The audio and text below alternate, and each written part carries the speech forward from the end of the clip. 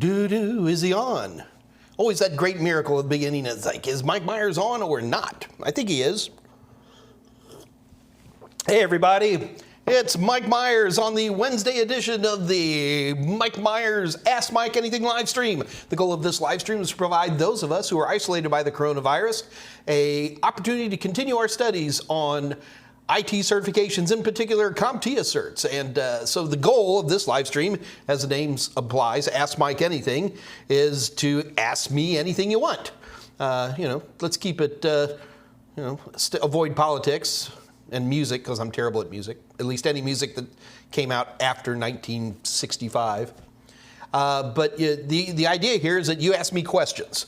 And you ask questions by typing them right into the chat window here. I'm going to pop out my chat window here on YouTube. And I'm up at the very top of your chat, where it says Top Chat, I'm going to switch that to Live Chat. And I'm also going to make sure that I've toggled up and I've got my timestamps on there. And you should be doing the same thing while we're here. I use the timestamps as a way to measure where I'm at any given moment. So you might want to consider doing that with me. I know it's always so slow. Oh no, here it is. Rocky Coe sent me an email again. Rocky, I didn't see it, man.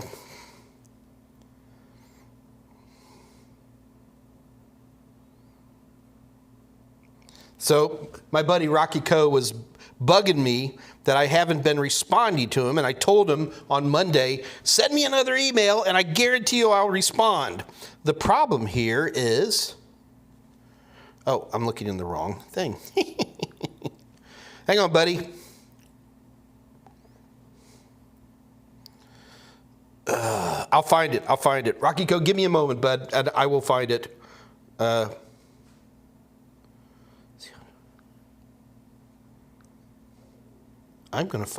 can't find it.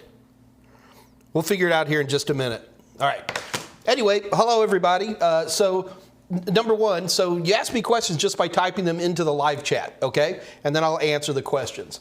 If you're the shy type, and some of us are, feel free to just send me an email at michaelm@totalsem.com.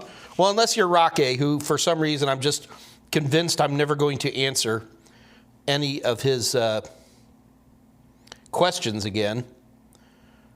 Wow.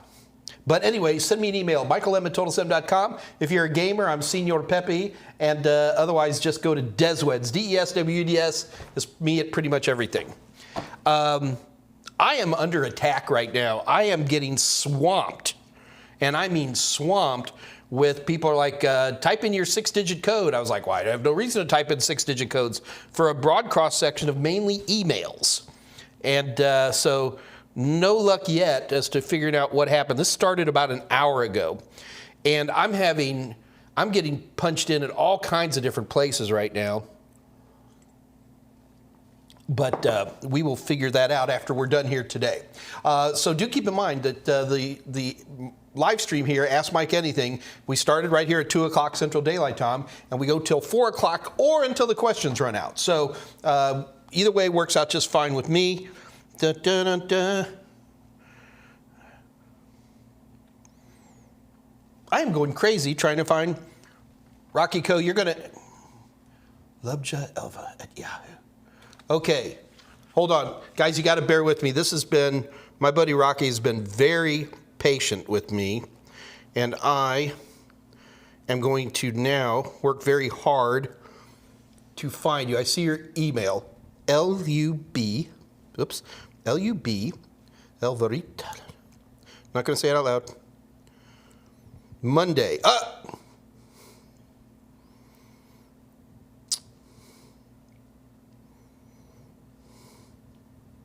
I have your email. And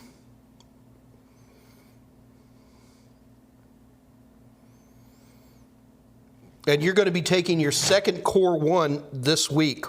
So, Rocky, the thing is that, so guys, Rocky has failed the 1001. So this person is getting ready to retake, good for you. And they have sent me some photographs of their, what they needed to cover. Rocky, what I'm going to tell you is that you do not use this piece of paper that you took pictures of and are showing me. Do not use that as a tool set. What you need to be doing, and the only thing you should be doing at this point, is pounding practice questions. And I have more answers for you, and I will respond to this today. Here. I'll respond. In fact, I'm going to respond to it right now. Bear with me, guys. No, I'm not going to respond right now, but I've got it. So, Rocky, yeah, the important thing here is ignore that paper that you sent me. Don't use that. You need to hit all of the practice questions. It seems that there's, you've got a pretty broad area of stuff that you need to cover. I'd be curious to know. Okay, I'll send you some instructions. Very good. All right. Let's go ahead and get up to the top, Rocky, but I did get you. And I will send you some instructions today. All right, so let's see who's on. The usual suspects. Crazy Homebody Girl is here. Crazy Homebody Girl, were you the one who was giving me trouble on Monday about scanning resumes? Because I actually came up with some fascinating information about this. And just as a concept, on Monday, guys, we were talking about resumes. A number of you guys were kind enough to send me resumes, and we were talking about resumes. And do keep in mind that I look at resumes only from the way I, Mike Meyers, hire people. And it was either Crazy Homebody Girl or it was somebody else, I forget, doesn't matter, had said, well, there was one resume in particular that was kind of pretty. It was a little bit more graphical, and they had some graphics on one corner. And they said, well, if it doesn't come in the right format, then people will scan them, and then they'll reject them if they're in the wrong format. And I was like, there is no resume format. There isn't. And there still isn't. However, and this is where I got to learn a little bit, and that is most large corporations do scan resumes. If it's a paper resume, they'll scan it. However, most resumes tend to be electronic these days. So if it's a Word document or a PDF, they'll scan it that way as well.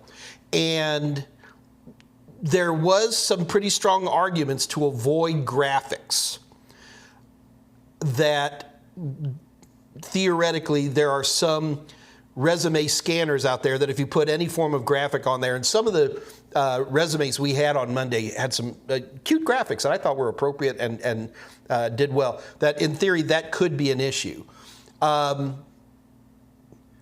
So on the paranoid side, a lot of these how to make a scannable resume did a lot of this, put it all in the same type and the same font and all that. If you did that to me, I would be bored to tears. But after speaking to a couple of HR people that I know, they came up with some very interesting answers to this. And one of the answers is that you almost treat your resume kind of like a web page, and that you punch in keywords and, you know, make sure the keywords are in there. If you have graphics, that's fine, but make sure your keywords are in a really standard font. You know, keep it to Arial or Courier. Don't go crazy like that. And then the other thing, and this was interesting, that came up, and that is, do not put hidden keywords. That, you know, you could, in your resume, you could have hidden words. In a Word document, I can certainly change the font color to white and make it disappear. And they're like, please don't do that.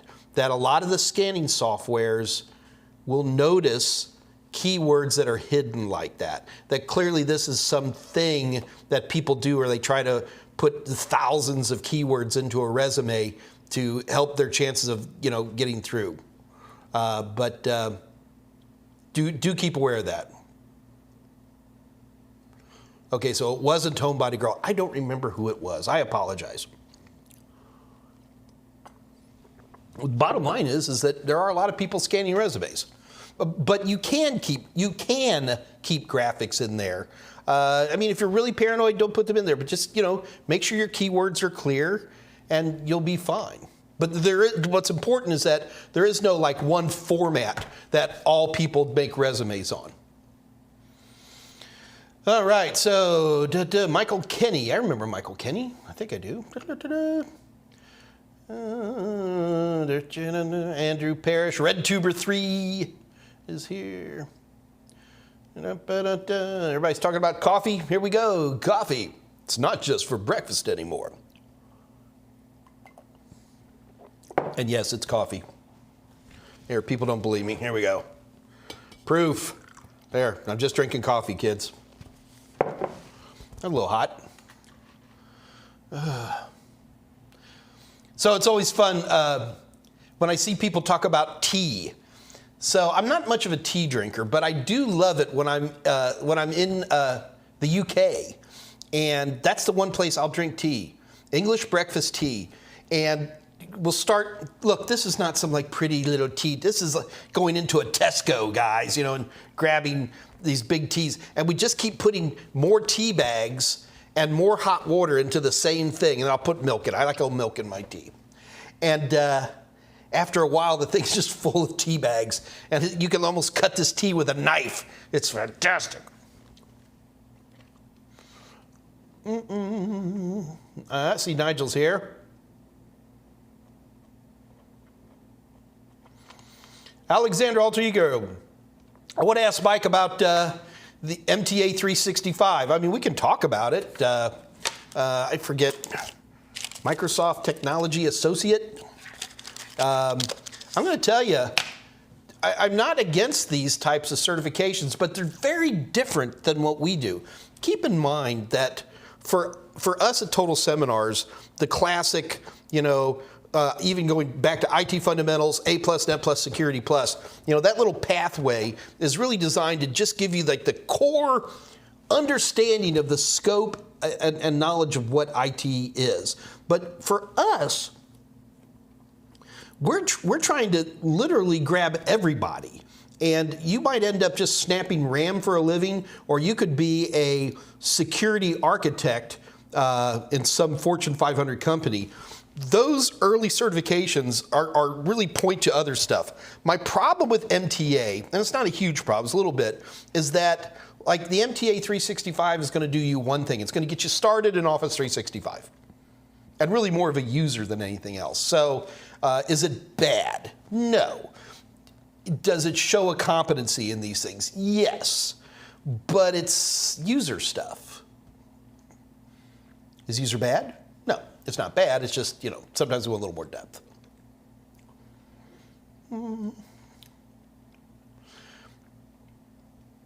Australia's in lockdown. Good Lord. You know, here in Texas, we've almost got it knocked out. We have very few cases anymore. Although my elbow still hurts. I got the second Pfizer injection 3 months ago, and my elbow still hurts. What are you going to do? Stay safe over there, Nigel. Sorry y'all are still in lockdown, man.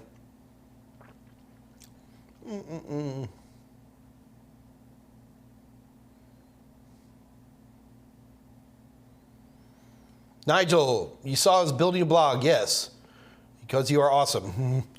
And you care for people. I do. Will you promote, I will promote Total Seven My Mobs. How does that sound? Yeah, great. Thank you very much, Nigel. Always appreciate it. My favorite, I'll say, Daily IT Solutions is back. Hey, man, good to see you. Good afternoon, Mike. This is 201. I'm going to send you an email after work today in regards to your practice questions that you have on your website. I hope you don't mind. Oh, thank you. Man, you guys use different names. It just drives me crazy. But yes, always send me email. It's not a problem.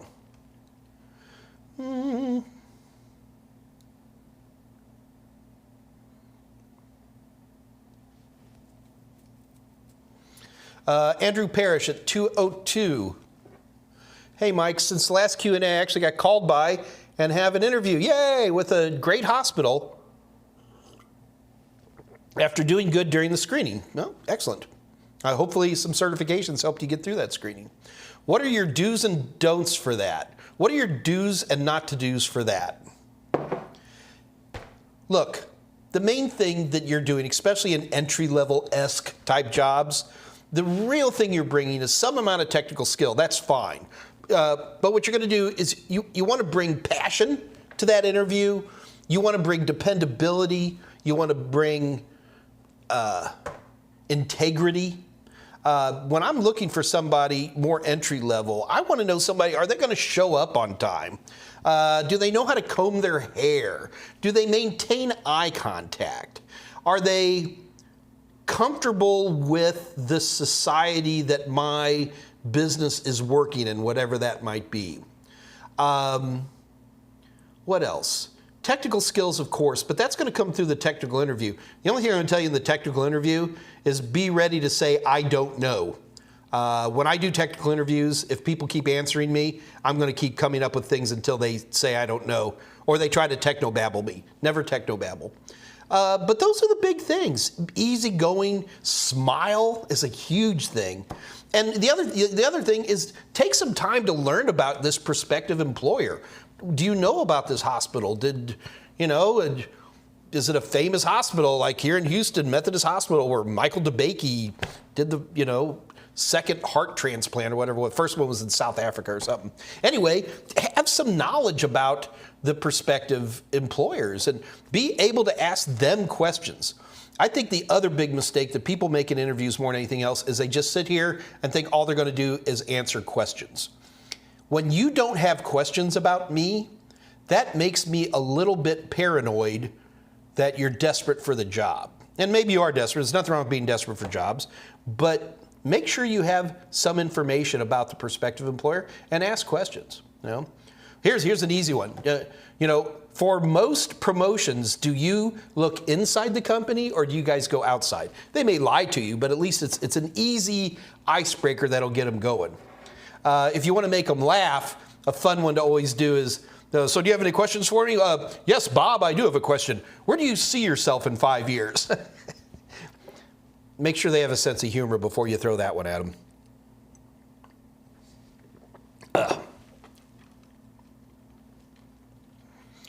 All right. David Mohan. Hey, David. 202. Is there anything in the 501 security that is in the 601 security, or is it completely different?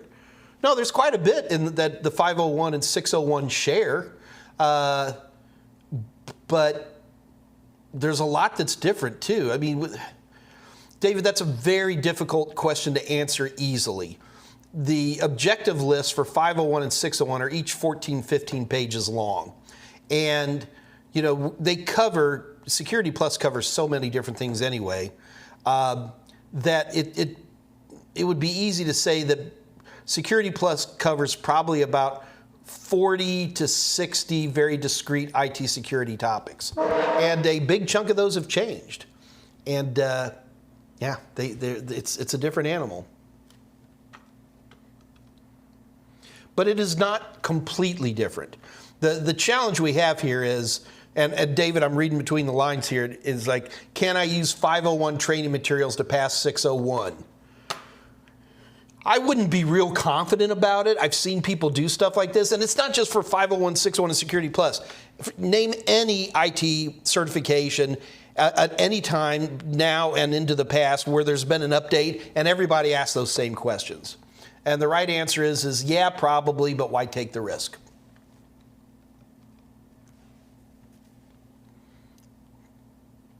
Uh, 202, J.M. Romero. Hey, good to see you again, Mr. Romero.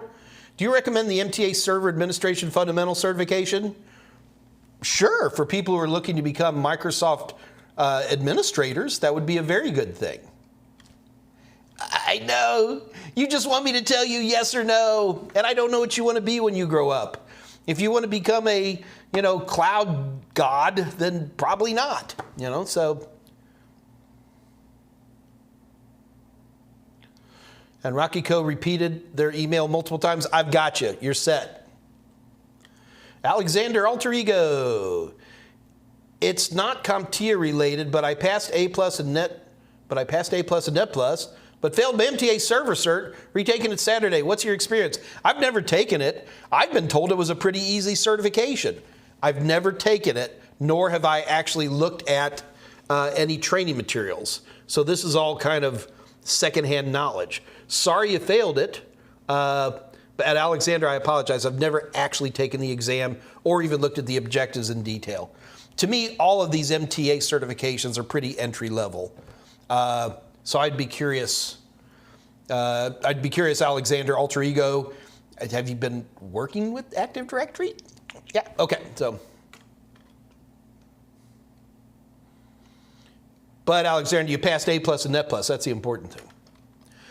Michael Kenny, you bastards, you killed Kenny. Hey, Mike, I want to say many thanks. If it wasn't for you, I wouldn't have passed my A+. That's why I'm here for you, buddy. My question is, the current Network Plus retiring soon. Is it worth studying the current material you provide? It is very much worth studying the current material we provide. God, I forget when the new Net Plus is popping. This year, I'm going to wait. Maybe Dave Rush or Scott Jernigan can type that in for me. I don't remember exactly when it is. Here's the rule. When an old cert is going to be retired, you've got this window. Usually, it could be as little as 6 months. It's often more like 3 months. It could be often more like 6 months, where, at least with CompTIA, you can take either exam. So when CompTIA posts objectives for a new exam, I don't have any insider information that you don't have. I look at the same objective list with the same kind of look in my face, other than, having worked with CompTIA for a very, very long time, where I have kind of a feel of what to expect from them.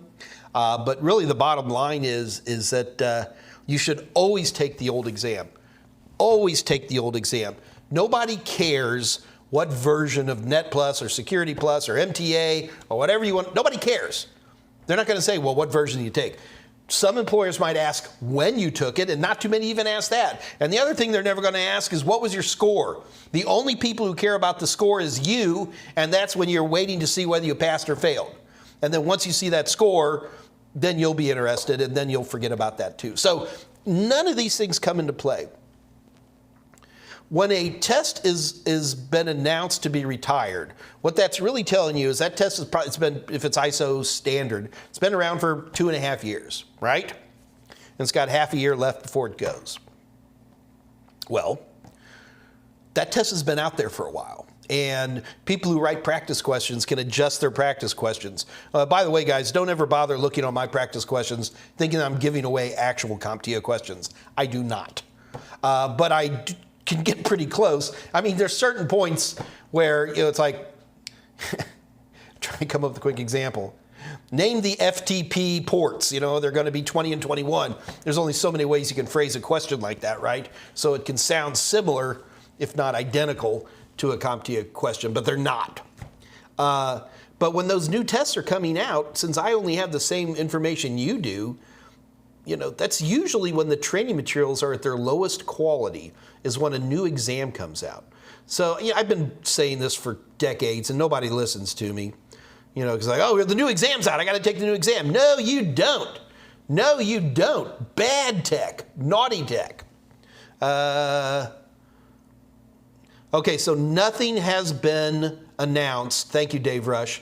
Nothing has been announced about the Network Plus. So there you go. And I don't have any insider information. Even I have an NDA, which doesn't allow me to say much. But on the same token, I don't know. I really don't know. I haven't been told anything. So I've been told, get cracking.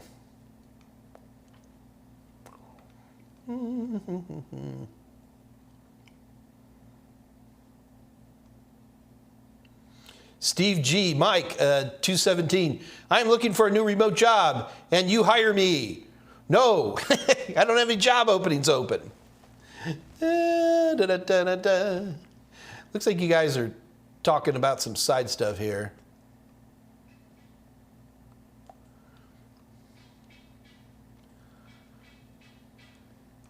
All right, when I get quiet like this, guys, it's because I'm scrolling through the chat window.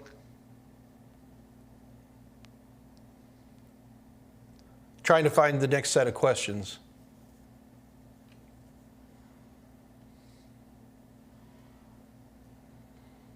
Josh Dope. Hey, Josh. Hello, Mike. Catherine. Catherine, the resume reviewing on Monday was quite helpful. Glad you enjoyed that. So Catherine, keep in mind that last year I had Jessica Dickerson online here with me, and we did a wonderful thing on resumes. Keep in mind the thing we did on Monday was more of like Mike's reviewing a few people's resumes, but and you can do a search. You can just search within the Total Seminars channel. Just look up the word resume, and I think we did a couple of episodes where Jessica Dickerson and I got into great detail on the actual structure and how to place them and building them and all that kind of stuff. So you might want to check that out.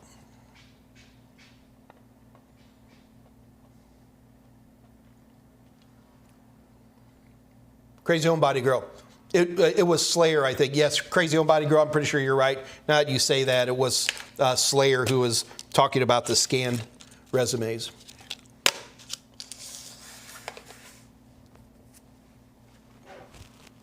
Almost spilled my coffee right there. JJ Romero, I'm interested in overseas IT jobs for American citizens. What field in IT or certs would you recommend to be able to do work abroad for a company or remotely as a new IT professional?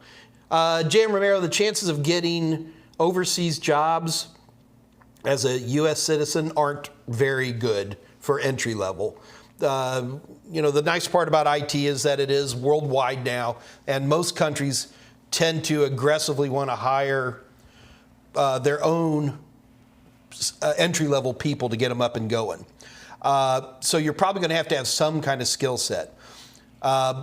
Honestly, one of the more interesting ways to get overseas jobs is to get into sales for any kind of product there is, for routers or switches or a special kind of software or a phone or anything like that, and show that you're a good presenter. And if you're a good presenter, and man, J.M. Romero, your last name sounds Latin, so if you speak Spanish, that's even better, right? And you can usually find yourself, you're going to live in an airplane, but you'll find yourself being flown around a lot, doing shows and marketing, stuff like that.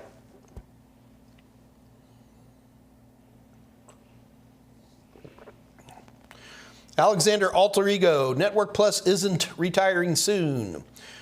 Okay. Not sure what soon means. Alexander, I will tell you this. I'm writing a new Network Plus book. Well, actually, Scott Jernigan's doing almost... I've been so lazy on this book. Scott Jernigan has been a machine. He embarrasses me at the amount that he's worked. And Travis and Michael and a lot of the guys from the office have all been helping out. But I will tell you is that we're writing a new Network Plus book, Alexander. Take that any way you want, buddy.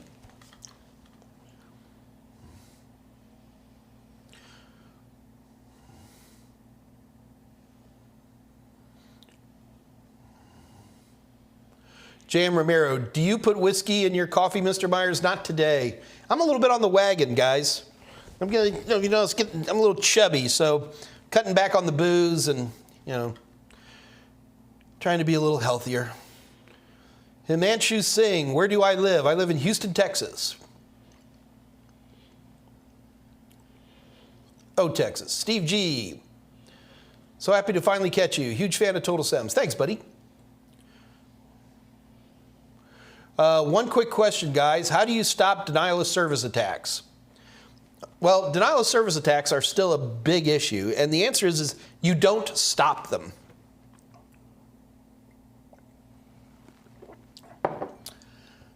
There's nothing you can do to stop them. What you can do is, what can you do to remediate one?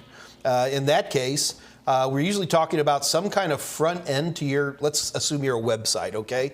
And there's usually some kind of front end to your website. You guys have seen things like Cloudflare and stuff like that. So these are tools that will actually query where you're coming from and whether they trust you or not.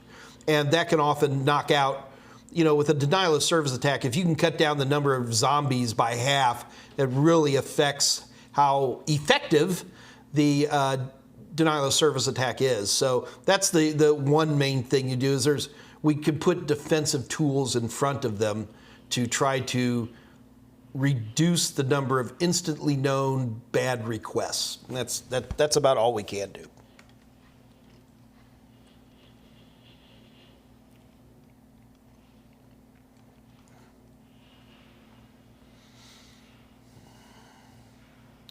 Ajwad Mahid, hello. I bought your Security Plus book on Udemy. It's 501. Is it going to be upgraded to 601 automatically, or should I rebuy it when I drop the new version?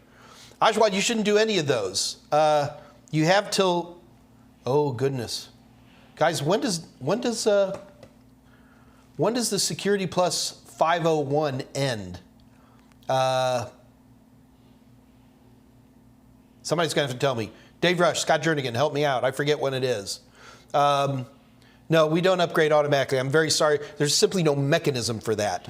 It's always a challenge when people are buying certification.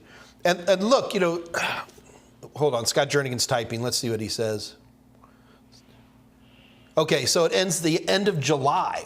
So thank you, guys. So if it ends at the end of July, then that tells you that should be plenty of time to study and pass. Remember what I said earlier. Always take the older exam. Always take the older exam. No one's going to care which one you took. But we're getting kind of close now, right? So you got about another month before it retires. If somebody was like just starting up like right now, I would say either A, hump it, get serious and study and schedule and get that exam out of your way, get certification out of your way, or wait for the 601. I could have swore that we would have had a 601 out this week. I'm going to have to call the video post-production people. We finished, Don LaChance and I finished producing that video over a month ago. Has it been a month? About that. And it usually takes us about a month. Once we finish talking into cameras, the post-production people usually take about another month. So I'm expecting that to be on any old time. I'm also in trouble when I see Dave Rush and Scott Jernigan typing at the same time. Usually when Dave Rush and Scott Jernigan are typing at the exact same time, that tells me that they're about to tell me something important.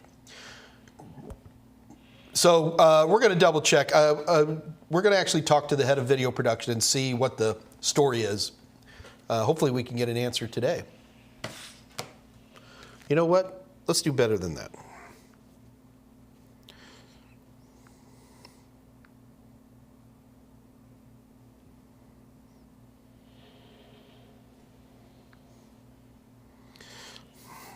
I'm going to actually text our head of video production.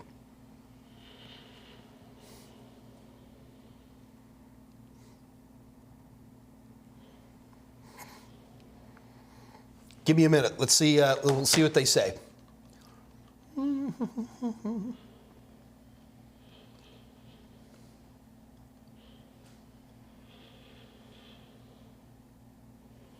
Alexander Alter, I can't wait to start Security Plus. Fun to learn. I personally think Security Plus is interesting.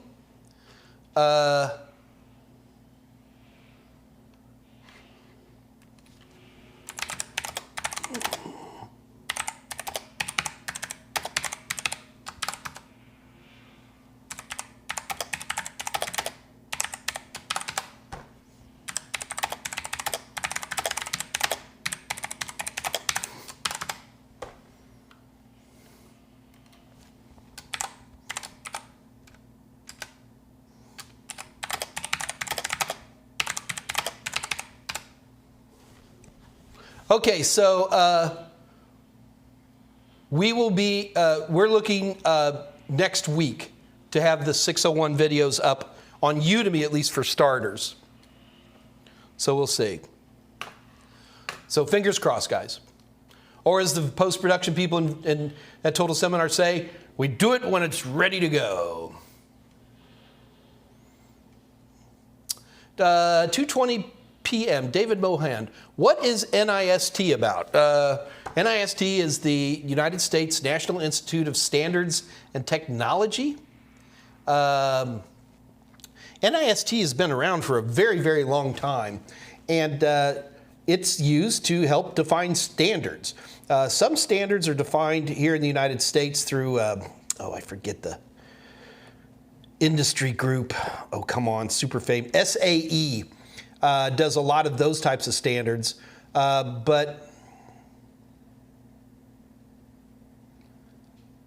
But the bottom line is that, sorry, I'm getting a lot of back channel chatter here. So the NIST is a federal organization that helps establish standards, but the standards that NIST creates are mainly for federal agencies. So that so NIST helps federal organizations be standardized. NIST works very closely with other standards bodies. Here in the United States, works with SAE. It works with PCI DSS for credit cards. It even works with international standards, such as the ISO standards in Europe. So the NIST helps establish standards for all kinds of stuff and provides guidelines for those standards. Now, when we talk about NIST in terms of IT, what we usually tend to zero in on are the NIST, oh my gosh, the 800 standard. Don't hold me, I always forget the number off the top of my head. And so the NIST created a series of standards for federal organizations on how to do IT security. And they are in great detail. They define terms that we never really got to see before, like frameworks and all these types of things. The problem with IT security is that either you're going to be reactive and every time something bad happens you try to patch it, or you become proactive and you really start getting into the zeitgeist of what IT security means and defining your enterprise and your attack surface and recognizing threats and going through all this stuff, which is very important, okay? In the world of IT security, the lowest paid people are the techs who actually type into the routers and stuff like that. The people who get paid the most are the ones who never touch a computer, and they sit in conference rooms and they wear ties and Armani suits. So the NIST helped to define a lot of really important frameworks and terminologies. And I mean, the first time I really even heard the word security control was when I began looking at NIST documentation. And this NIST, these rule sets, which are again only really for federal organizations, because nobody else was doing it, the IT industry tended to grab the NIST. Now the Europeans, most of their ISO 27000 standards, which is relatively of the NIST 800, they started with a lot of their own. They copied a lot of NIST, but they also developed a lot of their own stuff. And now to these days, ISO and NIST, they have each other's phone numbers and show up at the same conferences and talk like all the time. So they do a great job.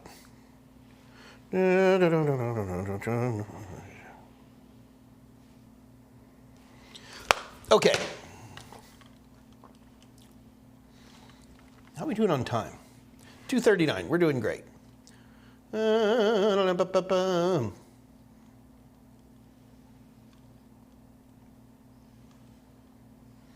Already taking SY0501 July 3rd. There you go. 1995 Texas Aggie is here. We have all kinds of people.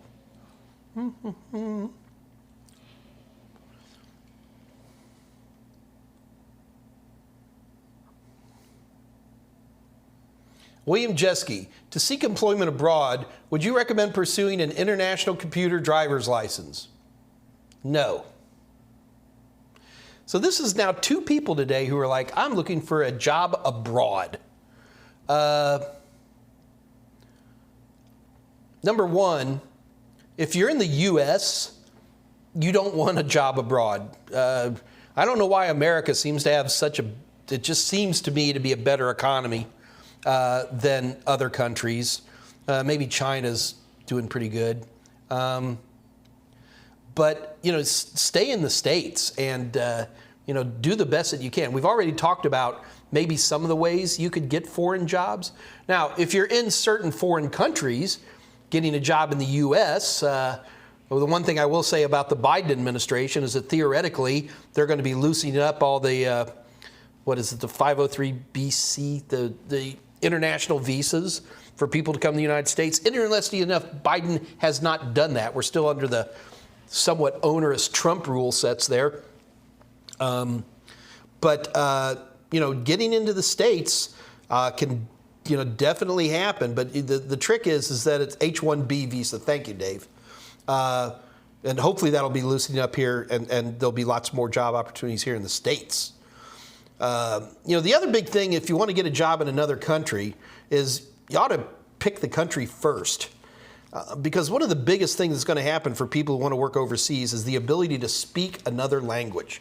You want to get a job in the EU right now, speak Swedish or Norwegian.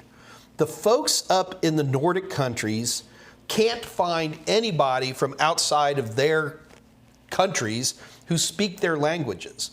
And somebody could come in, maybe not pure entry level, but I'm not talking tons of experience, but because they could speak Norwegian or Swedish. I know, crazy, right? That there's a lot of job opportunities for folks like that. But the international, I've never really paid much attention to the international computer driver's license. I don't see people offering jobs for it or anything like that. So I would not look that way. Are remote jobs difficult to obtain for entry-level IT also? Yes. Remote jobs are difficult to obtain. Bork, bork, bork, whatever that means. Oh, Swedish chef. Sorry, the back channel, Dave Rush just typed bork, bork, bork, and I was like, what does that mean? Muppet Show, 1970s, Swedish chef. Got it. You're old, Dave.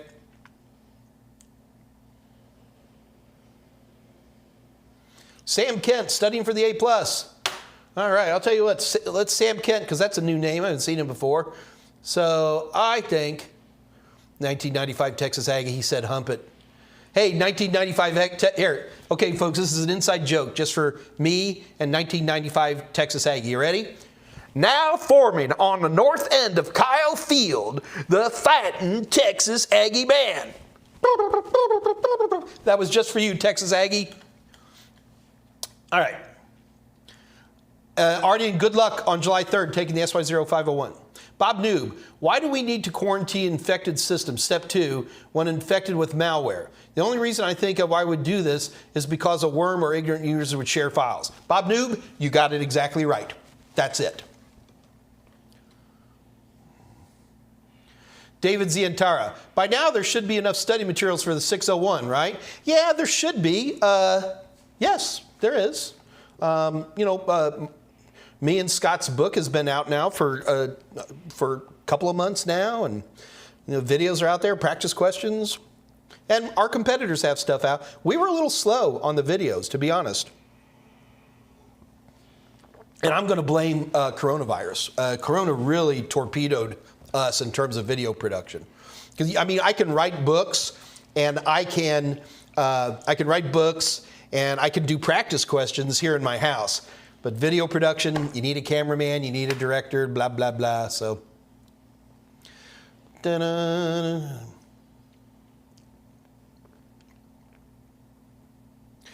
Isaac Alexis, are waffles better than pancakes? Yes, but only when I make them for you. What, don't you guys all have waffle makers in your house? I do. Chicken and waffles. All right, let's get back to work here. Yamusha's saying, Mike, you are a cool guy. Right back at you. Nigel, what kind of phone is this? I always get this from you guys. I just thought everybody knew. This is the Galaxy Fold. Oops. What's happening? So this is the Galaxy Fold. What did I do? Oh, I turned it off. There you go. So see, it folds. It's a pretty cool phone, but it's ridiculously expensive. I didn't have to pay for that one. And the other thing is because I think they've only sold like 9 of these. You can't get a bumper for it. I've already put some pretty impressive cracks in this thing. But I will tell you this, it is an incredibly powerful phone. I would put the cameras on top of anything Apple makes. Michael Smyer just got a pain right here. But it is, it's a great phone. It's a great phone. I wouldn't pay for it that much. $2,000. Alex here, 128. Mike, did you ask a question yet? Did I ask a question? No, I'm answering. Oh, have we done a competition? No, we haven't. But you know what? We'll have one here pretty soon. Patricia Glaze at 234 says clackety clack. Okay.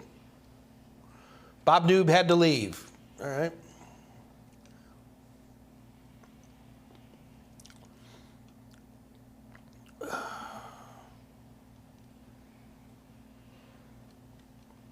Looking for questions.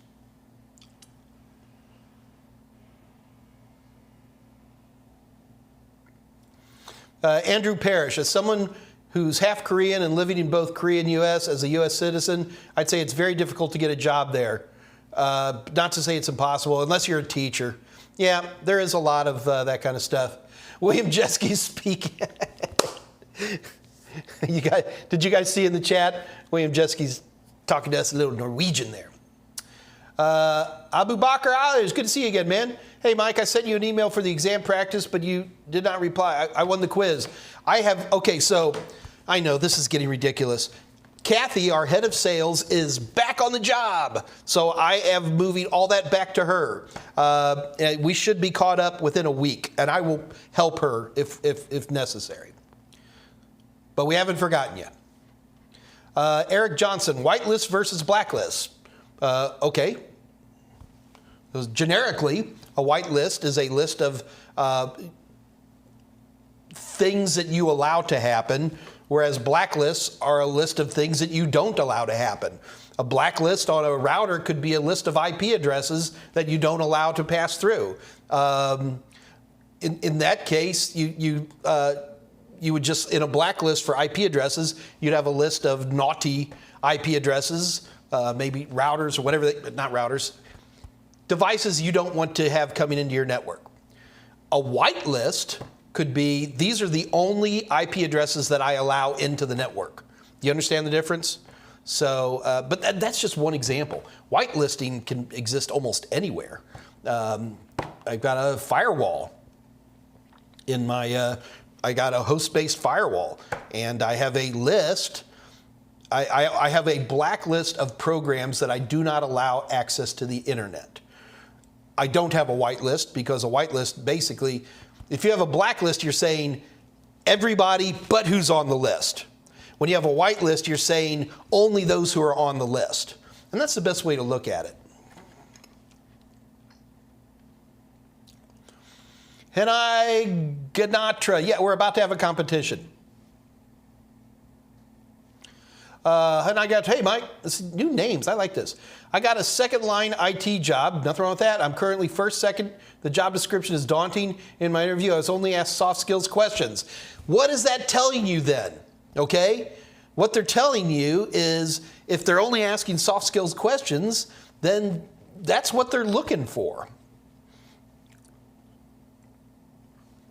You know, on the A+, this has been off for a few years, but the older versions of the A+, like back in the old 601, 701, I'd probably have to ask Scott or Dave to remind me exactly what it was, used to have very in-depth soft skill training, very aggressive.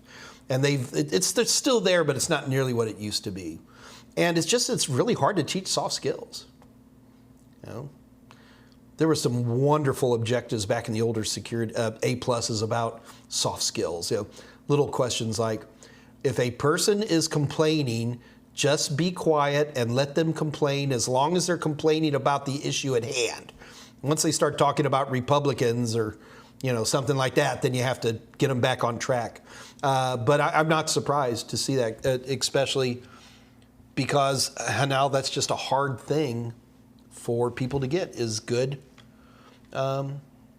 soft skills. And the other thing I want to tell you is the job description is daunting. I find it interesting that you say that. Daunting would infer to me that you're intimidated by something. And I'd almost like to hear more details on that job. But it doesn't matter because, and now look at this, what I'm going to do. This is luck. I'm rubbing luck all over you. Boom, you got the job. There you go.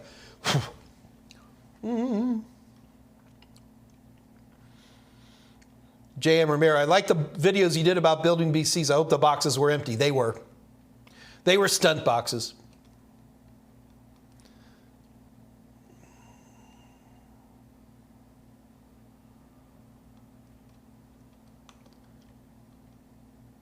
And now the biggest thing I can tell you is show confidence. Anytime you're in an interview, just show confidence. Show that you're interested in that person, you know, sitting on the edge of your seat. You like, here I'm talking to you, maintaining good eye contact. These things are really important. It's unfortunate, but we are nerds. And because we're nerds, we are terrible at soft skills. So, here, let me see. Tell me if this applies to any of you guys, okay? So, what do you think are the classic signs of a nerd, right? They're shy, right? They don't maintain eye contact. They seem to be terse in their answers. Their answers seem to be a little socially awkward. They wear funny clothes. Think about that for a minute. Who else, what other type of person would fit that criteria? The other type of person who fits that criteria is somebody who's obsessed with something. Think about this for a minute. If somebody's obsessed with something, and you start talking to them, they're like, what? Just turn it off and turn it back on again. They probably don't care about their clothes because they're obsessed with something. They don't maintain eye contact with you because you're not important and you're interrupting them from whatever it is they're obsessing about. Nerds in general are a little bit Aspergery. I'm including myself in this. We are ultimate single taskers. Look, I know there's exceptions, guys. All right, so don't do it. But we generally tend to be very much single taskers.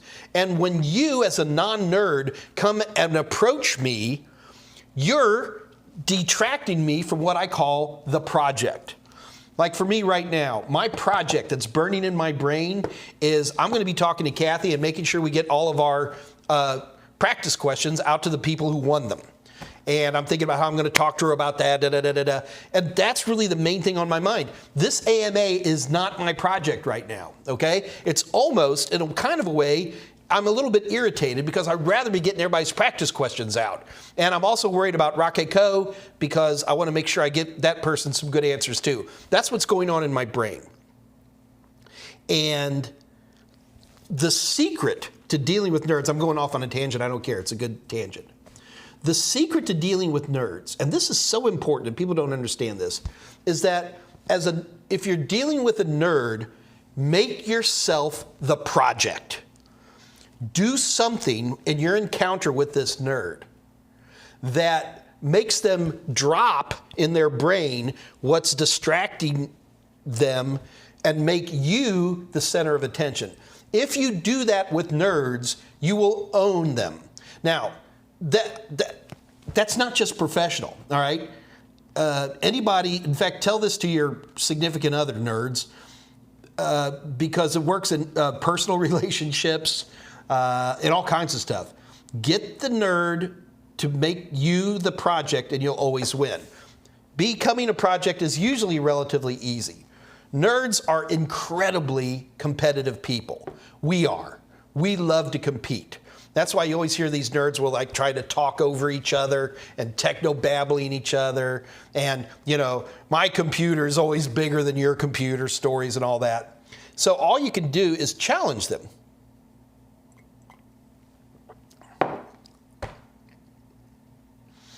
Now, challenging can sometimes make them angry, but that's not a bad thing. An angry nerd, I'm not talking furious like, you know, throwing stuff, but a miffed nerd is you're already the project. The moment you make a nerd a little bit angry, don't make them so angry that they want to leave. Make them a little bit angry. It's like, hey man, you know, do you know anything about Windows 10?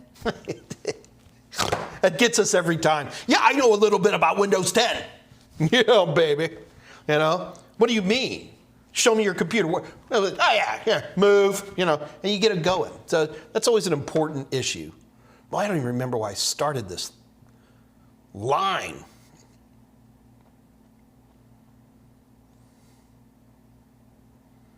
I forgot where I was going with that. Oh, well, it's a great one. When it comes to nerds, always be the project. Was that any good? Or are you guys just sitting here waiting for me to start a competition, I guess, huh? All right, all right,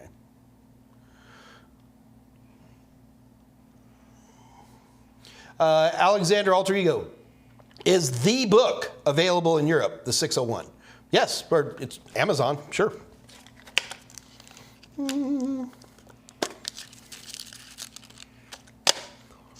Tolowit, I'm ignoring you. I love you, but I'm going to ignore you.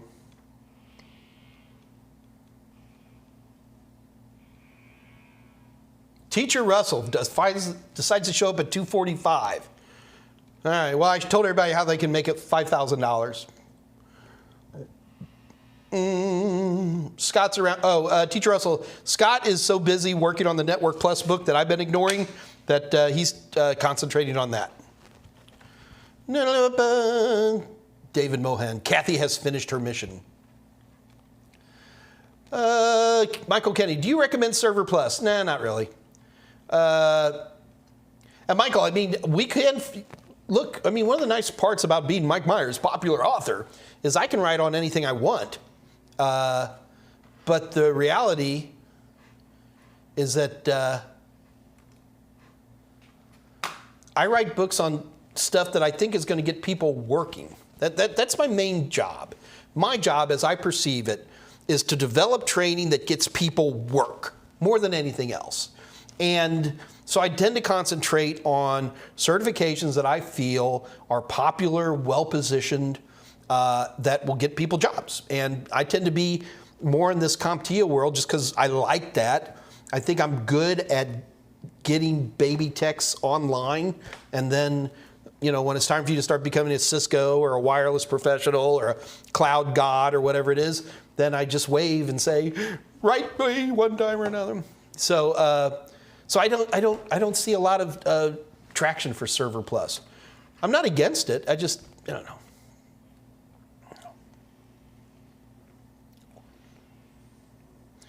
Ardian, whitelisting is more restrictive. Generally, yes.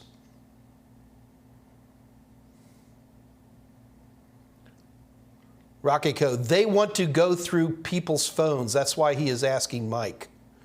Oh, guys. Rocky, you got to remember, you got to put people's names in there. So I you know, because a lot of times I've got a 15, 20, sometimes even 30-minute delay. So a lot of times I may not stay on the conversation.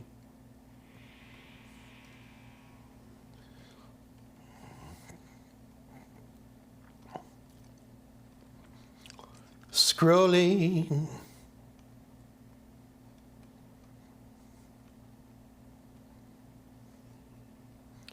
Teacher Russell, Maurice Moss. This gen is the internet. And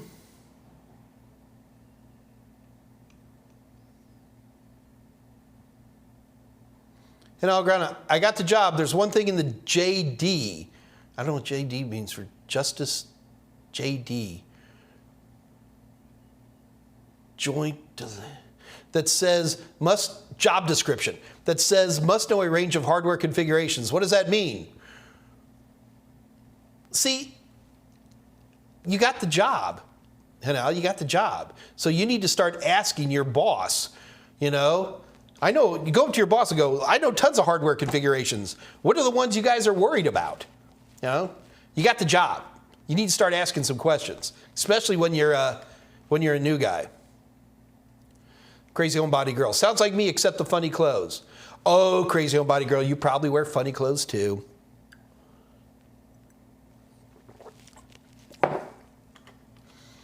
Gal nerds are the best, the absolute best. I just wish we had like 1 trillion more.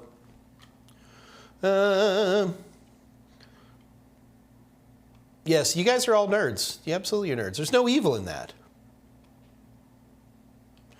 Philosophers are that way too. Dr. Quinn sneaks one in. Absolutely. All right, guys, it's 3 o'clock. Let's go ahead and I'm going to start our first competition here. Of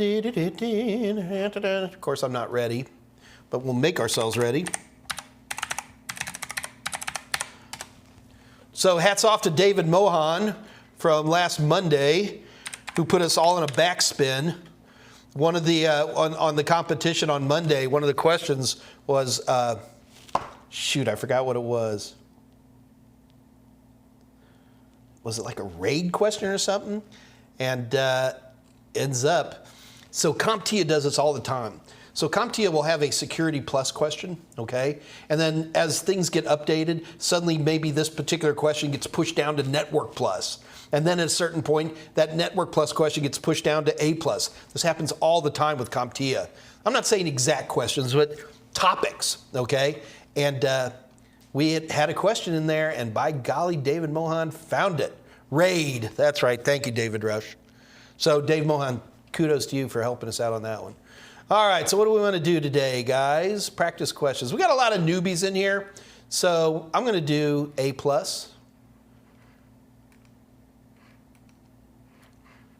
Because we got so many noobs, and I want to be something that would be helpful for these new folks.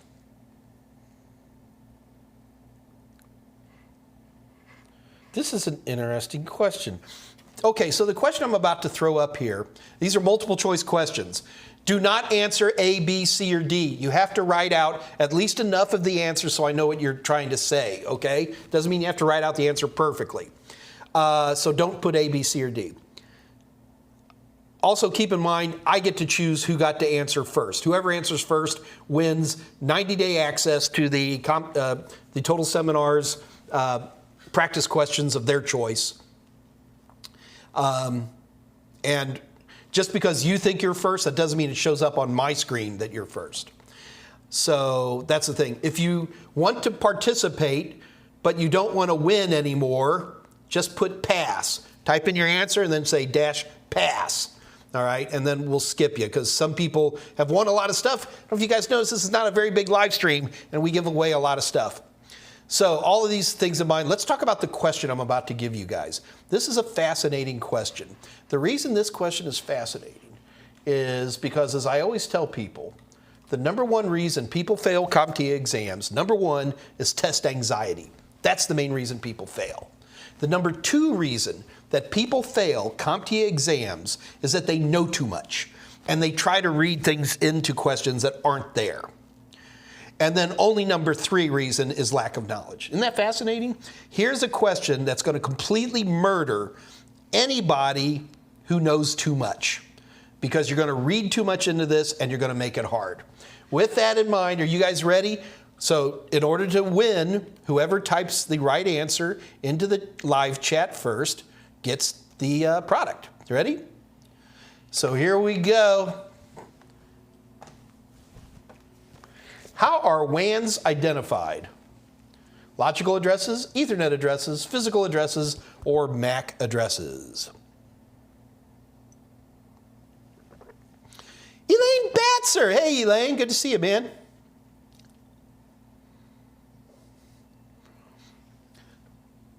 Tosa Pool player, I told you don't type the letter. Okay, we got lots of people answering this one. Oh, here's, okay. I'm seeing all these names that weren't here. They haven't been saying a doggone thing, and now all of a sudden they're all typing stuff. Catherine, discussion isn't official. Who else is in there? Oh, Peter Hunt, man. Good to see you. I know Peter Hunt, I know you. Okay. Let's see what we got here. You guys ready? Let's get the answer. Okay, how are WANs identified? My quick guess is going to be physical addresses. No, I'm kidding. I'm going to say it's probably logical addresses because we're doing that based on the network IDs. So let's see if I'm right. Check your answer. Your answer of A is correct. Oh God, I do not want to lose a battery in my mouse right now. All right, so logical addresses. Let's see who came up with the answer first. Remember, I'm the one who gets to pick this, not you. I get some pretty nasty emails. I put the answer in first, and you ignored me. No, they come up different. Elaine Batzer. Good old Elaine. Come on, Elaine. Come on, Eileen. What is that song? Dexy's Midnight Runners. Okay. J.M. Romero typed logical. So I'm going to, all right. I have as a winner my man, J.M. Romero, who I assume is a male. I have no, other than probability, is the winner. J.M. Romero, congratulations. You have won your choice of practice questions. I'm going to get Kathy's contact information back up there because we know Kathy's here again. And let me get this up for you guys. All right, J.M. Romero, in order to get your prize, what you have to do is send an email. Send an email to kathy@totalsem.com. J.M. Romero, make sure that you put your name. Put J.M. Romero in the email someplace, and then tell Kathy which practice exam you wish to have, and we'll make sure that gets to you. For J.M. Romero, we've been having a little trouble people getting their free practice questions on a timely basis. I assure you this will be fixed this week, and knock on wood, everybody will have their practice questions. All right, that was fun. I almost think I might want to do another one. All right. I scrolled so fast. Did I miss any questions before that?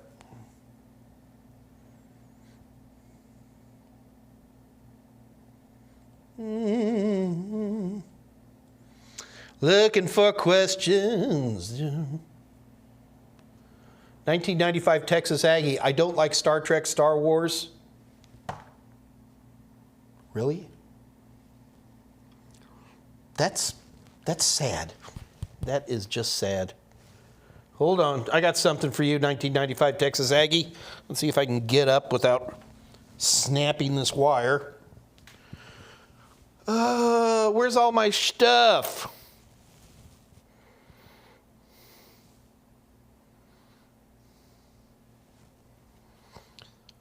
It's here. I know it's here. It was here. Oh, well, it's gone. Ah, found it.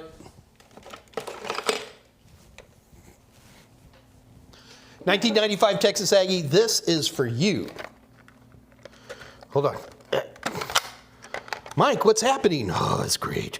It's wonderful.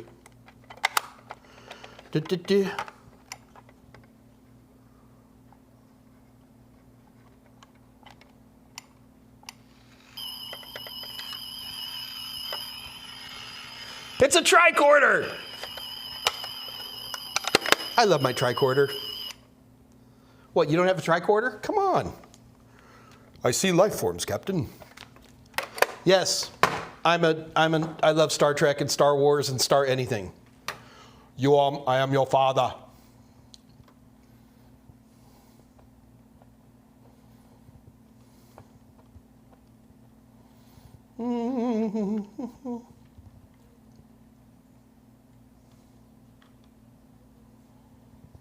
Elaine Batzer, yes, but what do you know about Windows 11? I know a lot about Windows. I don't know much. The preview edition that I've been playing with. We talked about it a little bit already, Elaine. I'm not super impressed. I wasn't super impressed with 10 either, to be honest with you. No, so this whole nerds and project, I really think that I ought to do like a dating app for nerds. Because I've got an inside angle on nerds and how nerds work.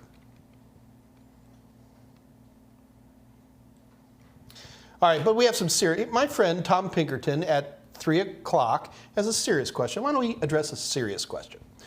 Tom Pinkerton, a Network Plus practice question asks, which OSI layer is responsible for establishing connections between two devices? I say the answer is session. It said transport. What do you think is right? I think it's a session. I mean, that's literally the definition of a session is a connection between a client and a server, and and that process. So I'm going to say that it is session. So Tom Pinkerton, I agree with you. I hope I didn't just contradict one of my own questions, because I do that all the time. Andrew Hutz, Mike, how can I incorporate social engineering into my pen testing? I've got extensive sales experience, and I think I could be good at it. The number one easiest way to incorporate social engineering into a pen test scenario is to get an internal directory for an organization, or get access to an internal directory where it has everybody's 4-digit code. Back in the day, we used to dumpster dive for those. The other thing we would do is we'd actually show up in an office. This is dating me a little bit. We'd show up in an office and just ask for an internal directory back when they were paper. But now you can pretty much get to them through just getting the right kind of URL. Just by the nature of internal directories, they have to be somewhat public because you never know where somebody is when they need it. But anyway, when you have access to that internal directory, Andrew, this is just one idea. There's millions of ideas to do this for social engineering. Is just start calling them up, start asking for passwords. You know, we think with all the training we provide to people that, you know, still being able to go, oh yeah, this is Mike in IT, we need to change your password. What's your current password? I get 10% of the people in an organization answering that alone. Isn't that crazy? Still is an issue. There's just one example, Andrew Hutz. While I'm at it, Andrew Hutz, I need to talk to you.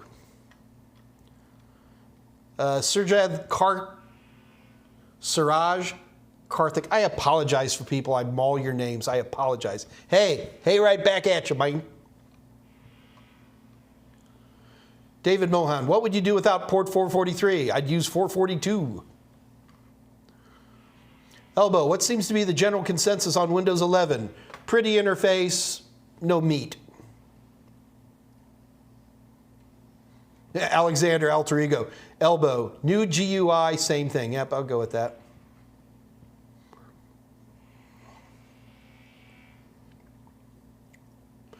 Nigel, can we do books so I can get your security plus 601?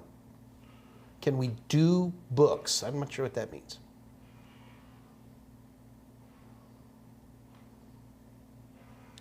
Tom Pinkerton. That's a practice question from another source, not total seminars. Tom, you know, I guess the thing, practice questions are always interesting. I look at a lot of other people's practice questions, a lot. And I'm not opposed to, if I see somebody who has got a good question, I'll steal it. I'm not going to copy it, but that's an interesting way to look at that topic, kind of a thing. Sorry, I just saw Patricia Grace. Thermal paste, pass. I'm totally distracted. So it's always interesting. Nobody knows what all the answers are. Okay, you guys are just all in your own little place. Oh, that is right. Elaine brings up a good point. It does have a lot of hardware requirements that surprised me. It does require secure boot. It requires TPM, not TMP. Lots of hardware won't be capable of running it. It's not that any of the hardware for Windows 11 is particularly onerous or noteworthy, but Microsoft definitely drew a line in the sand. I have not had a non-UEFI BIOS system in 5 or 6 years. So, oh, he wants a book. Nigel wants a book. Nigel, the problem is that it's really, really hard for me to get books to people overseas. We've done that a few times, and we ended up costing us gazillions of dollars. So we tend to avoid those.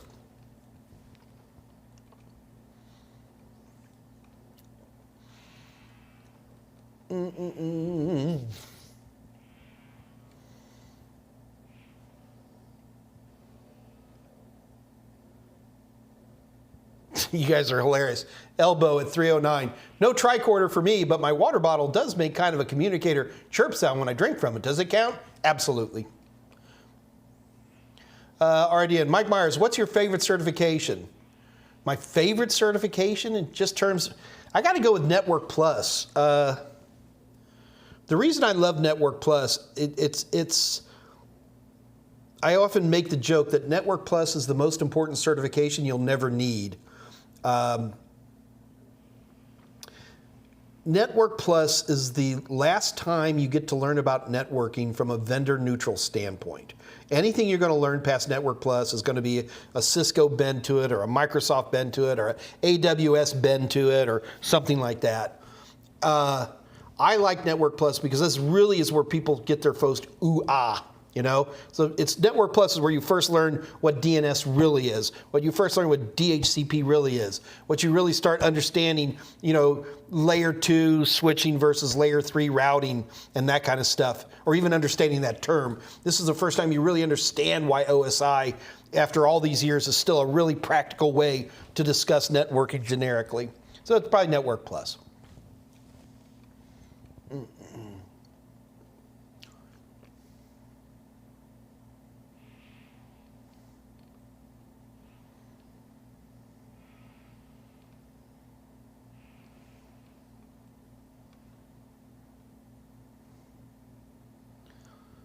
Tulsa Pool, just a huge thank you for the courses both on Udemy and Linda. You're very welcome, my friend. And Hutz, I can be.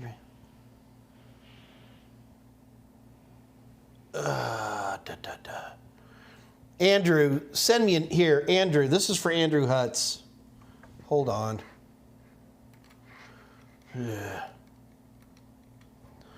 Andrew Hutz, send me an email, please.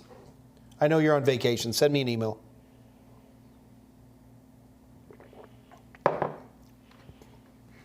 Do that for me. Merci beaucoup. We're going to do another competition, people. Yes, Dr. Quinn, I finally figured out what Nigel meant competition for books. I got it. A.R. Hedden at 314. Just bought your Udemy A+ course. I'm halfway done. I'm learning more through your courses than anywhere else. I like this stuff. I mean, I genuinely like technology. If it wasn't for the fact that I'm obsessed about making sure everybody has their practice questions that they've won over the last, some people spend 2 weeks and they still haven't got their questions. I just play with technology like all the time.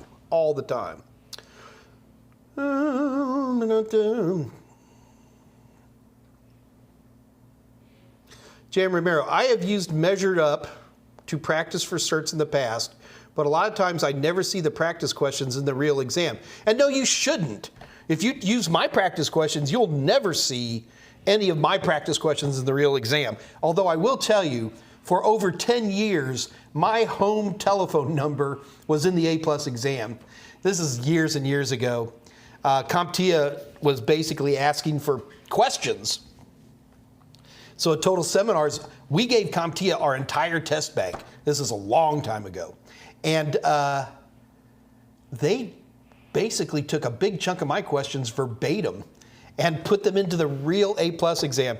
So for, 10 years, my home phone number was on the A+ exam. And every now and then you get somebody, I'd pick up the phone, hello? Hello? Who is this? I'd be like, well, this is Mike Meyers. They're like, oh, I got your phone number from the A+ exam. It was fun.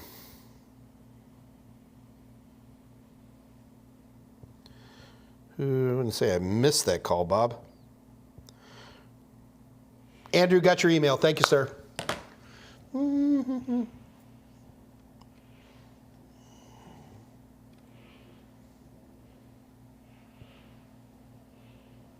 Navy Bliss. My PSU fan does not work, so I taped a USB fan facing inside the PSU, and it's been working for a year. Should I replace my PSU? Yeah. Honestly, most of the time that the fans inside your power supply, those are easily replaced. Most of the time, you can open up a power supply, unscrew the fan. They're standard sizes. They're, they can be as small as, I guess I've seen some as small as like 40 millimeter, but most of them are like 60, 80, 120 millimeter fans. And these are easily replaced. Even the power connection for the fan inside the power supply is often just a little slide in, slide out thing. In fact, Navy Bliss, while we're talking about it, you might want to open it up and see if maybe it didn't just slip off. Also, it might give you an opportunity to clean the inside of a power supply. put an air gun to that thing. While you're inside the power supply, if you have it plugged in, you're an idiot. Never, ever, ever mess with the internals of a power supply plugged in. Also, be careful that you have some pretty big capacitors in there. And those capacitors, they may not kill you, but they will definitely land you on your BUTT if you let them discharge on you. Most power supply units are pretty good about discharging. The EPS 12V standard makes them all pretty much discharging, but the moment I tell you that, you're going to run into one and you're going to say, Mike Meyers said I could open up the power supply and I got electrocuted and it hurt, and he's evil. So just be careful. Patricia Grace, what is the current Mac OS version? I don't know. Dave, somebody wants to talk about those Mac computers. I don't dislike Apple products at all. I think they're fine. I tend to need more flexibility in my tool sets, so I tend to stay away from Macs in general. In general.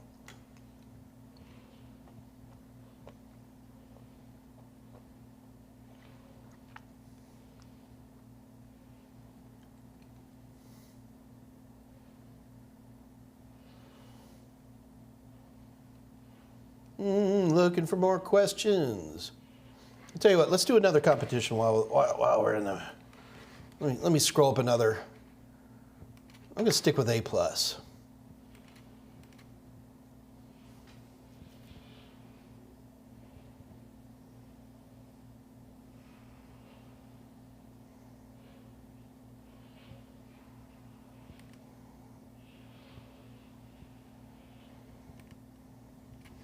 All right, this is another one of these difficult CompTIA kind of questions. So I'm gonna leave this one up, not because it's such a great question, but it's a legitimate question. And these are the types of questions you run into on CompTIA. You guys ready? Remember what the rules are. Don't type A, B, C, or D. Actually write out the answer as best you can. And if you're not wanting to compete, just type pass after your answer, okay? Which device retransmits any inbound message out all of its other ports? Man, guys, this is such an easy question to mess up, not because you're dumb, but because you know too much. The more you know, the harder it is to be able to get an answer like this. Which device retransmits any inbound messages out all of its other ports? The current Mac version is version 11.4 Big Sur, courtesy of my man, Michael Smyer.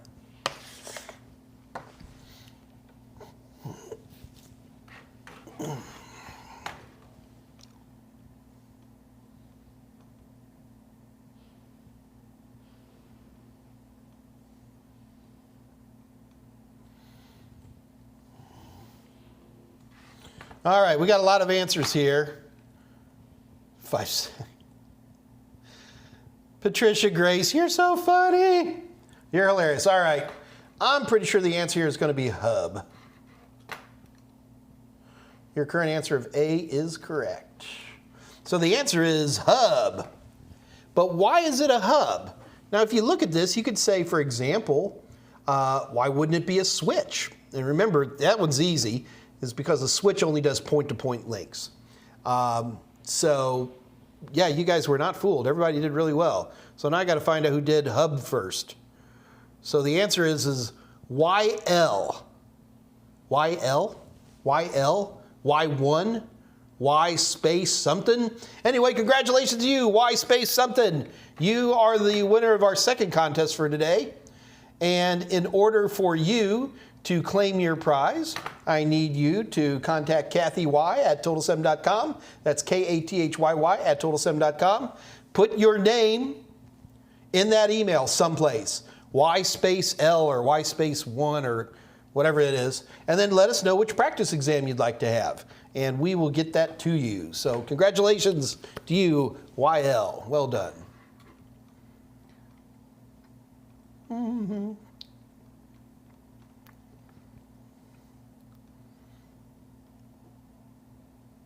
Oh, you guys are just hilarious. So Raul Mitra just typed in pass. Yeah, well done. Why latency? You guys are. All right. Abu Bakr Alaj, I have a question in display resolutions and aspect ratio. Is there any standard? Well, they're all standards, right? They're all Visa, VESA standards. There is not one standard. There are popular ones. It's a lot easier today because most resolutions are, almost all monitors now have gone to a 16:9 aspect ratio. The days of there was a time not that long ago where you could get monitors at 4:3 aspect ratios, 16:10 aspect ratios, 16:9 ratios, and there were some weird super wide curved displays that had their own aspect ratios too. So are we talking about how to answer this for the A+? Because then you still want to know 4:3 and 16:10 aspect ratios. But if you're just talking about today's world, it's all pretty much 16:9. There's still 16:10 out there. I don't want to give you guys the to lock that up. But there are no. I mean, there's lots of standards, right? I mean, so the secret for this is memorize just a few, right?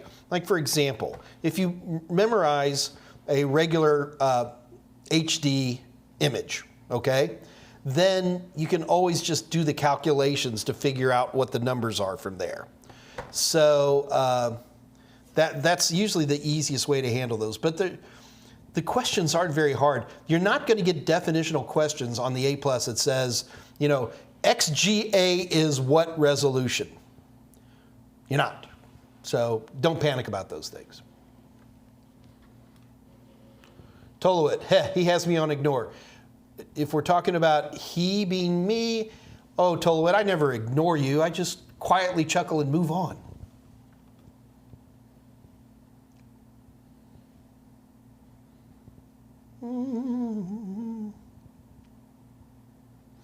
All right, looks like questions are slowing down a little bit, so we'll start wrapping this up. Okay, a couple of things. Number one, do keep in mind that on Fridays we have Dave Rush's AMA, better known as DR, Dave Rush AMA, or Drama. And so Dave concentrates on the Raspberry Pi. Now look, we're not trying to teach you Raspberry Pi. Well, we are. But the reason we're teaching you Raspberry Pi is because a Raspberry Pi is an amazing tool to learn A+, Net+, and Security+. You can cover a lot of those things using a very inexpensive $50 or less computer as opposed to a $1,500 computer. So Dave has always been a big proponent about using Raspberry Pis as a training tool and as a learning tool.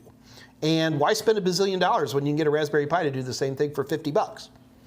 That's probably more like 100 bucks once you get the AC adapters and the HDMI mini to full-size HDMI adapters and all that kind of stuff. But it's a wonderful way to go. And Dave does a great job. He does it. Those are on Fridays, right here at the Total Seminars channel at 2 o'clock Central Daylight Time. Also, keep in mind is that we have a Discord channel. Let me rephrase that. We don't have a Discord channel. My buddy Jose Braden has a Discord channel, and it's called the Unofficial Mike Meyers channel. And anyway, it's a great thing to check out. It's 24/7 Discord channel. There's a link that's been put up. Looks like it just got put up. That works. And you tend to see more people there immediately after one of the AMAs. But there's people there all the time. And it's a great place to go. If you got questions, you can always ask me. But to be honest with you, we've got a lot of really good technical people here. And you can just put questions out to the group at large, and they'll be glad to answer them for you. Also, it's an opportunity to bring your camera and a headset, and then we can see your shining countenance and say hello to you that way as well. So do be aware that that is there for you. David Mohan, who is Jose Braden? Right? Who is Jose Braden? He's just a guy in the world. Isn't he the president of the USA? Yes, that's exactly right, Teacher Russell. You're some funny people on here. Okay. Anyway, I'm going to start wrapping this up. So, guys, it's been wonderful seeing you all again. I will see you all next Monday. And I'm hoping everybody on Monday is going to say, we all have our practice questions that we won, Mike, and we're all very happy. Fingers are crossed. We'll see what actually happens. And, yeah, you guys, I'm just going to start ignoring. I'm not even going to look at that. Funny people here.